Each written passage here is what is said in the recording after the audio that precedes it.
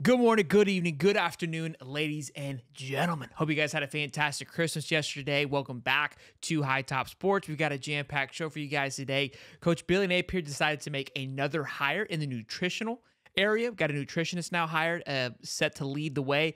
Pretty cool hire, actually. We're going to talk about him a little bit. I'm going to give you my thoughts and opinions of actually speaking with the players and about their diets and how this may connect to it, may not. I'll let you guys decide in the comments as you usually do. Then we'll talk about a 2024 commit, what makes it interesting and why I'm excited about it. And then also a portal target, another interesting part of why this particular target is interesting. We'll talk about all those things today. But first order of business, ladies and gentlemen, is the hire of the nutritionist, Jake Sankel. So kind of quick little background with him. He worked with Washington for the past 8 years at Washington, but he also has a background in strength and conditioning. So I love the fact that, one, we've got another NFL hire, right? We went after our strength and conditioning coach. He was from the NFL, from the Giants. Now we've got another NFL addition. Just that mindset, in my opinion, really excites me of these guys are trying to prepare these guys for the next level. How do I get these guys? The two guys that they're working with, they've been training grown men for the past decade or so, right? Getting them prepared every day, week in and week out for the NFL. If we can get a little bit of that into the Florida Gator football program, which I think we can all agree on that we lacked tremendously last year with just development, strength on the football field, that was a big factor, right? Just leveling guys. We didn't see any of that. What's interesting too about this hire, when we had the likes of Tyreek Sapp, we had Prince Leon, we had what's his name? Wide receiver Ricky Pearsall on as well. And I spoke to all of them about their diet. The reason I asked questions about this, because it intrigues me as just an individual. Like how intense is your meal plan? How intense are these guys engaged in what you're putting into your body? Is it an actual science? I mean, Christian McCaffrey, you've heard about what he eats and how he eats. He's very particular about taking care of his body so he can try to avoid injuries, which over the last year, he's looked much better because of the change of diet. I've always been intrigued by LeBron James, who's invested over $1 million into his diet, into his body. It's what keeps you moving, right? It is the most important part of your entire game, and sometimes it gets overlooked, especially when you're young. You feel like you're invincible. When we talk with Tyreek, I think it was Tyreek. He was a Tyreek or Princely. I think it was Tyreek where I was like, hey, what's your diet like? He's like, oh, you don't want to follow my diet. He kind of preached the Chad Ochocinco diet where he's like, I eat McDonald's and kind of whatever I want. And you've seen that, man. He's an absolute beast. So how can I be the one to criticize him and what he's eating? But then I talked to Ricky Pearsall. I go, hey, man, what are you eating? What is your diet like? He's, look, like, I kind of had to figure a few things out with the nutritionist. But once they realize, like, hey, I kind of follow along the rules here, they leave me alone.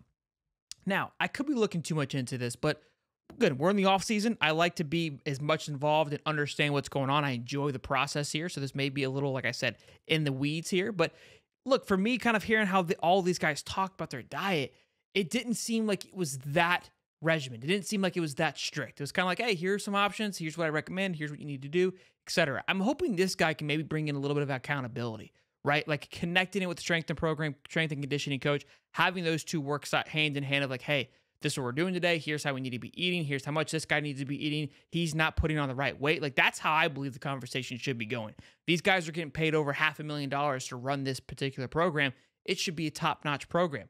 And again, in the world where we're living in, right, where NIL plays a big factor, but also too, if you're trying to pull in late type guys into the NIL, you want to be able to pitch, hey, look what we're doing. Look how we're preparing guys for the NFL. Look at the regimen that we're putting them through so they're NFL ready once they leave this program. Not only will get you paid through NIL, but you also be NFL ready. Right now, I don't believe we have that ability to sell that. I'm just being honest with you. We just look at the production on the football field.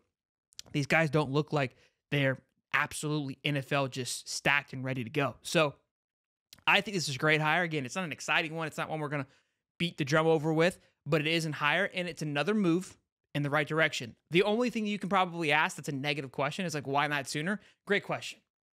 Great question. I don't know the politics or the ins and outs of all these things, but I think it's a phenomenal hire, especially alongside with the new hire of the strength and conditioning coach. All of these moves thus far, I believe Coach Napier has made great strides into moving this thing in the right direction. Again, people are going to have their thoughts and opinions about it. From what I've read and what I kind of just told you, my opinion of this guy is really great stuff. If you take a look at his background, again, he's got a phenomenal background. 8 years with Washington, done some great work there. I think he's worked elsewhere prior to that, which obviously we're just kind of getting into the nitty gritty here, but really excited about it. We'll see how it plays out in the offseason if these guys can get a little bit thicker, a little bit juicier.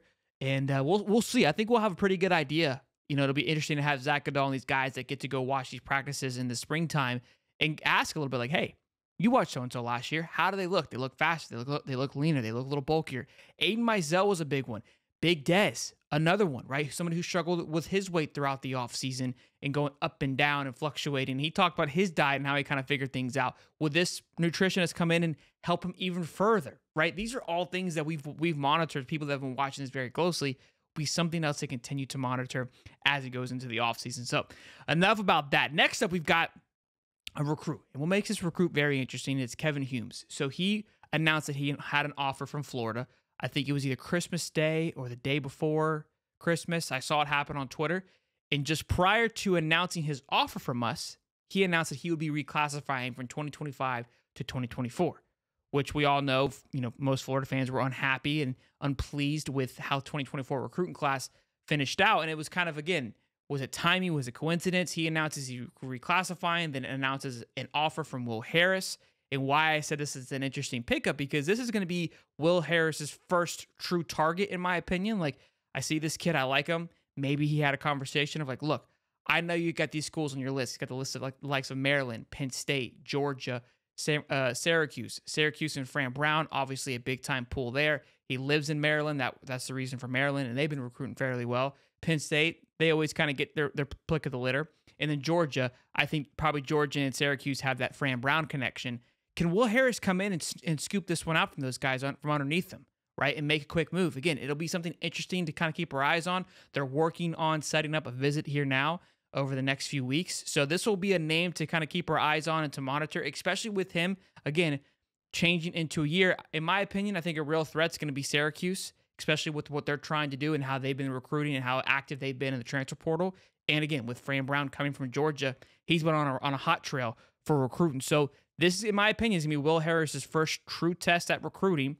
Behind the eight ball a little bit? Absolutely. But you got an offer in, you're setting a visit in, and he also just changes his recruiting cycle with a class where we need cornerback help and we need some depth. Could also lead you to believe that maybe at Zay Mincy, that ship has sailed. We know he's signed, so the schools know where he's going, right? Because he sent in his letter.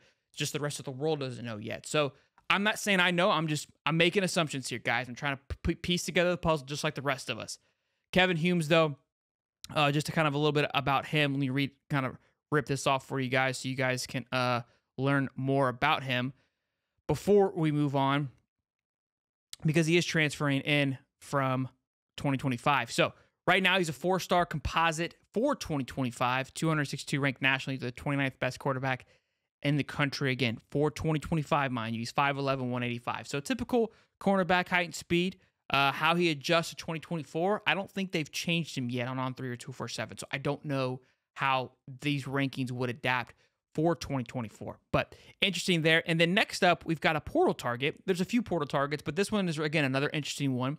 Another cornerback play. Marcus Ratcliffe is another one that we've been mentioning time and time again on this channel. But this young man, Andre Seldon, who was a 4-star coming out of high school, he just announced that he would be entering into the portal on Christmas Day, I believe, or Christmas Eve, one or the other. And we're 2 days later, and now there's already set to be a visit to come to Florida because Will Harris already got in contact with him. So the reason I'm letting you know all of these things is because, again, few question marks on Will Harris. I know he had some good things. People had some question marks, but this was something we talked about too with Corey Raymond not really being dialed into this recruiting cycle. This guy's recruiting on Christmas.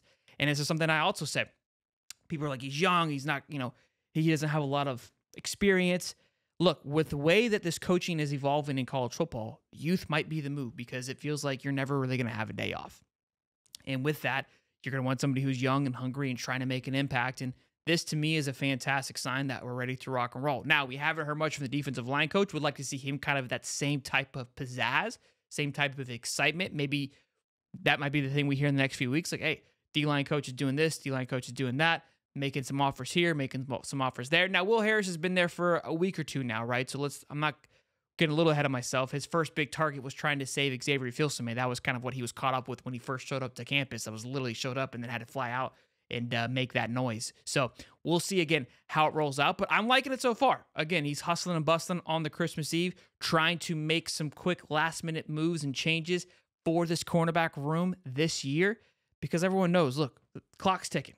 If you're going to make a move, it's got to be now. You have to get this ball rolling sooner rather than later. So something we'll definitely be keeping an eye on. We'll be talking about over the next few weeks. And I think that the portal and things are going to heat up here over the next week or so with these bowl games continue to be played. We do have a live show set tonight. Double check with Stephen Harris. Should be good to go for our Champs Corner since we did miss it last night. We'll talk about this new hire here, some other portal targets as well. We'll also be discussing some offensive coordinator news because, a potential name that's been in the works is he is coaching tonight. So maybe something for all of us Gator fans to kind of keep an eye out and keep peeled to see if that is something that does unfold. Again, with how things have been unfolding, nobody really knows what's happening. But we're hearing names. Let's be focused and dialed in as much as we can during this offseason and try not to kill one another, all right? The one positive thing is FSU continues to lose players, including their backup quarterback. They're down to the third string again. So it could be Louisville ACC championship all over again. And, for those things, we have to be excited and rejoiceful for. Well, boys and girls, you guys be good. I hope you guys, again, had a fantastic Christmas. Be sure to smash the like button, subscribe, and don't come back tonight. 8:35, we will be live. So make sure you guys turn the bell on, be queued up and ready to rock and roll for that. And I'll see you guys in the next one. Peace.